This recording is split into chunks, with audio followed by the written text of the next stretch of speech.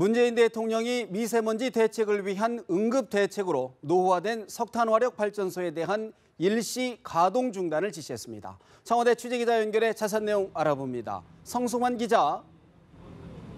네, 문재인 대통령은 30년 이상 된 노후 석탄 화력 발전소에 대한 셧다운, 다시 말해서 일시 가동 중단을 지시를 했습니다.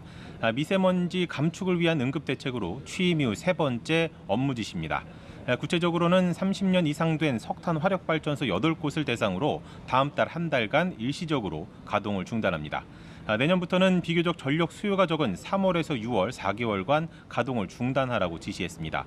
아울러 삼천포 화력발전소 1, 2호기 등 노후 석탄발전소 10기는 임기 내 모두 폐쇄하고 폐쇄 시기도 최대한 앞당길 방침입니다.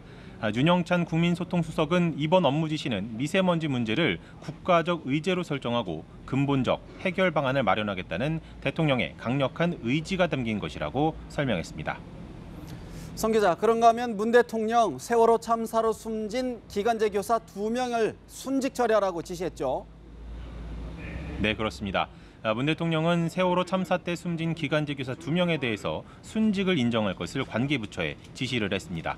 윤 수석은 문 대통령은 고인의 명예를 존중하고 유가족을 위로하는 것이 마땅하다며 순직을 인정해 스승에 대한 국가적 예우를 다할 것을 지시했다고 설명했습니다. 문 대통령은 공무 수행 중 숨진 공직자의 경우에 정규직, 비정규직 등 신분과 관계없이 순직 처리하는 방안을 검토할 것도 지시했습니다. 이와 함께 전 세계로 확산 중인 대규모 랜섬웨어 감염 피해를 차단하기 위해서 관계부처에 철저한 대응 조처를 당부했습니다. 새 정부 출범 나흘 만에 북한이 미사일을 발사한 만큼 문 대통령은 국가안보실장 인선에도 속도를 낼 것으로 전망됩니다. 다만 청와대 직제 개편으로 권한이 대폭 강화된 만큼 청와대는 신중에 신중을 기하고 있다면서 오늘 인선 발표는 없다고 밝혔습니다. 그런가 하면 오늘 문 대통령 처음으로 청와대 관저에서 집무실로 출근했는데 분위기는 어땠습니까? 네. 문 대통령은 지난주 토요일 서울 홍은동 자택을 나와서 청와대 관저로 입주한 이후 집무실로 오늘 첫 출근을 했습니다.